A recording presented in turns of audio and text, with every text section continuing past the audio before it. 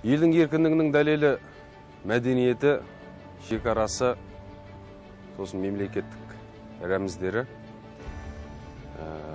Көк туымыз көгімізде желбірей берсін, ел таңбамыз төрімізден түспесін, әнұранымыз әуелей берсін, қазақтың аты жақсы жағынан шыға берсін, рәміздер күні құтты болсын, қазақты күлдініңнен сақтасын. Баршаңыздың отбасыларыңызға амандық, бастарыңызға береке, бірлік тілеймін. Жаратқан тәуелсіздігімізді баянды етсін. Елдің ертеңі үшін аман болыңыздар. Мереке құтты болсын. Елдеріңізге, жерлеріңізге амандық, отбасыларыңызға жақсылық тілейміз.